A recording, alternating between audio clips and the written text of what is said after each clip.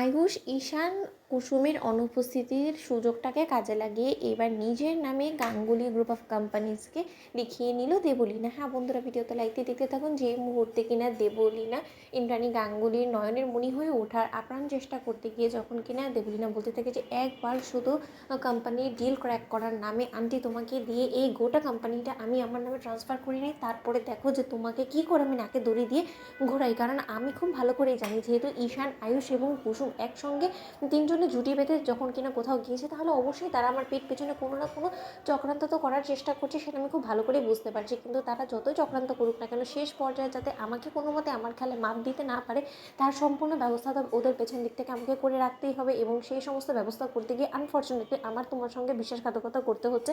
কারণ তুমি আর যাই হোক না কেন, আমাকে যতই বিশ্বাস করো না কেন, কিন্তু তোমার বড় ছেলে, তোমার গুণধর ছেলে যদি তোমার কাছে এসে আমার সম্পর্কে আসল সত্যটা তুলে ধরে, তাহলে তুমি অবশ্যই আয়ুষের কথায় রাজি হয়ে যাবে এবং আমাকে গাঙ্গুলি বাড়ির বউ করা থেকে তুমি বিরত থাকবে। কিন্তু সেটা তো কোনো মতে হতে দেওয়া যাবে না। অ্যাট এনি কস্ট গাঙ্গুলি বাড়ির বউ আমি হই বা না হই, কারণ বলা তো যায় না যে ঈশানের মত কখন পাল্টে খেয়ে যায়। কিন্তু ঈশানকে আমি জব্দ করার জন্য এবং গোটা গাঙ্গুলি পরিবারটাকে আমার মুঠোয় করে রাখার জন্য এই ব্যবস্থাটা আমার কাছে সব থেকে বেশি উত্তম বলে মনে হয়েছে। কারণ একবার যদি এই গাঙ্গুলি গ্রুপ অফ কোম্পানিজে সম্পূর্ণটা আমার নামে আমি ট্রান্সফার করিয়ে ফেলি, তাহলে ঈশানকে যে কোনো মূল্যেই হোক না কেন ওর মায়ের এই স্থাবর অস্থাবর সব কিছু বাঁচানোর জন্য হলো আমার সঙ্গে বিয়ের পিড়িতে বসে আমাকে বিয়ে করতেই হবে।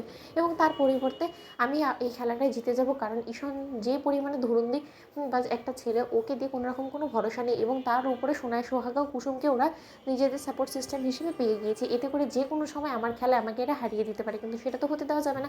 তার জন্যই আমি সকল ডকুমেন্ট রেডি করে ফেলেছি। ইন্দ্রাণী আন্টি, তুমি শুধু একবার আমার উপরে ভরসা করে এই ডকুমেন্টে নিজের মনের অজান্তেই সিগনেচার করে দাও। তার পরবর্তীতে তুমি দেখো যে তোমাকে কী করে আমি পথের ভিখারিতে পরিণত করে দিই। কারণ অনেক ধৈর্য ধরেছি, অনেক চেষ্টা করেছি, আর তোমার মন জয় করার জন্য আমি এত কাঠখড় পোড়াতে পারবো না। এবার তোমরা আমার পেছন পেছন ঘুরবে আমার মন জয় করার জন্য, যাতে আমি তোমাদেরকে ভিক্ষে দিয়ে তোমাদেরকে এই গাঙ্গুলি বাড়িতে আশ্রয় দেওয়ার একটু জায়গার ব্যবস্থা করে দিই। কিন্তু সেটা তো আমি কোনো মতেই করতে দেবো না। তোমাদেরকে এবার রীতিমতো আমার পায়ের কাছে নাক গড়াতে হবে, আমার হাতে পায়ে ধরতে হবে, কিন্তু তার শর্ত আমি তোমাদেরকে ভিক্ষে দেওয়া মাত্রই একমাত্র তোমরা এই বাড়িতে থাকতে পারবে। এছাড়া কোনো কিছু যাতে উপায় তোমাদের কাছে অবশিষ্ট না থাকে এবং তোমাদের সেই জাদুকর কুসুমও যাতে কোনো কিছু করে রাজকার্য উদ্ধার করতে না পারে, সেই ব্যবস্থাই আমি করবো। অন্যদিকে যখন কিনা কুসুম সেখানে গ্রামে বসে বলতে থাকে যে আমরা দেবী মাকে দেবলীনা ম্যাডামের ভরসায় রেখে এসে খুব একটা সুবিধার কাজ করিনি। কারণ যে কোনো সময় দেবলীনা ম্যাডাম যে পরিমাণে সাংঘাতিক একটা মেয়ে, সে যদি নিজের এর নামে সম্পূর্ণটা ট্রান্সফার করিয়ে ফেলে, তাহলে একবার আপনি ভেবে দেখেছেন ছোটো সাহেব যে কী হবে? বাড়ির শুদ্ধ সকলে তো পথে বসবে। অন্যদিকে